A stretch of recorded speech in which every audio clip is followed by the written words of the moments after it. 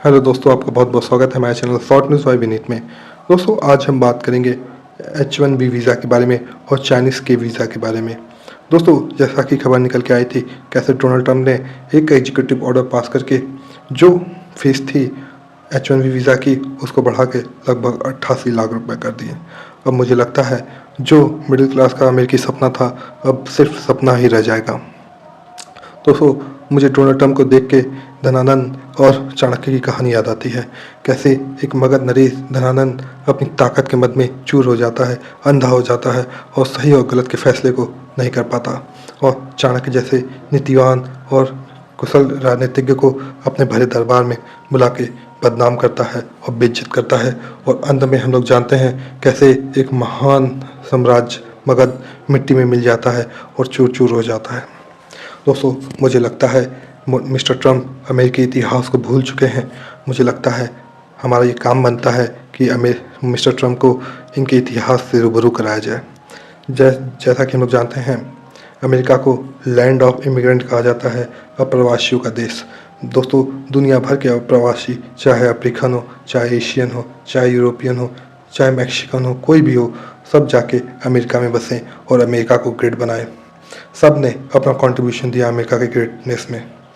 हर कोई प्रवासी अपना बेस्ट दिया, तब एक ग्रेट कंट्री, एक ग्रेट नेशन लाइक अमेरिका का जन्म हुआ। अगर मुझे लगता है दोस्तों, मिस्टर ट्रंप का भी इतिहास खंगाला जाए, अगर मिस्टर ट्रंप का भी इतिहास खंगाला जाए, वो भी कहीं ना कहीं उनके जो दादा या परदादा होंगे, वो भी कहीं ना कहीं इमिग्रेंट ही होंगे और प्रवासी ही होंगे। दोस्तों, अब हम बात कर लेते हैं चाइनीज़ के वीज़ा के बारे में। दोस्तों, मुख्य उद्देश्य चाइनीज़ के वीज़ा का यह है कि ग्लोबल बेस्ट टैलेंट को चीन की तरफ आकर्षित करना और चीन में उनको अट्रैक्ट करके उनका जो टैलेंट है उसको हार्नेस करना। जैसा कि H1B वीज़ा है, ऐसा ही के वीज़ा का भी उद्देश्य है। जैसे कि अभी H1B वीज़ा पे H1B वीज़ा पे ठहराव लगा है और ग्लोबल टैलेंट पूल जो है दूसरे डेस्टिनेशन की तरफ बढ़ेंगे। चाइना चाहता है कुछ टैलेंट पूल चीन की तरफ भी आकर्षित हों और चीन की तरफ भी आए, जिसके चलते मिस्टर शी जिनपिंग ने एग्जीक्यूटिव ऑर्डर पास करके जो के वीज़ा था उसमें रियायतें दी हैं, उसमें कुछ ढील दी हैं।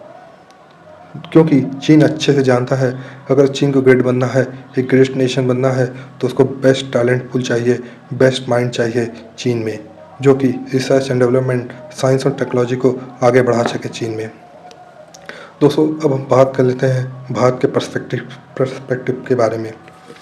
दोस्तों, हिंदुस्तान में सबसे बड़ी प्रॉब्लम थी ब्रेन ड्रेन की।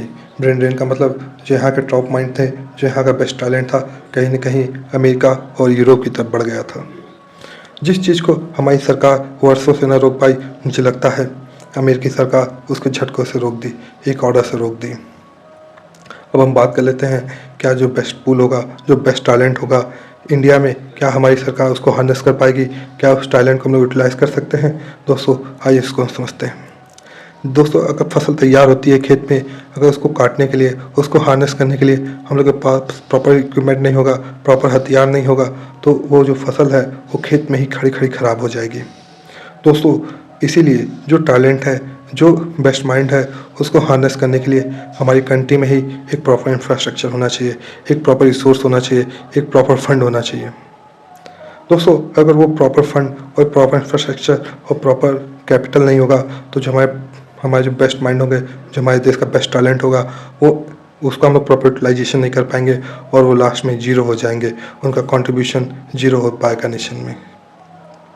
इसलिए जो टैलेंटेड होते हैं, जो टैलेंट पूल होते हैं, वो कहीं ना कहीं इंडिया से निकल के दूसरे देश जैसे अमेरिका और यूरोप की तरफ जाते हैं, जहाँ वो सोचते हैं उनके टैलेंट का उनका प्रॉपर हार्नेस हो सके, उनके टैलेंट का प्रॉपर यूटिलाइजेशन हो सके।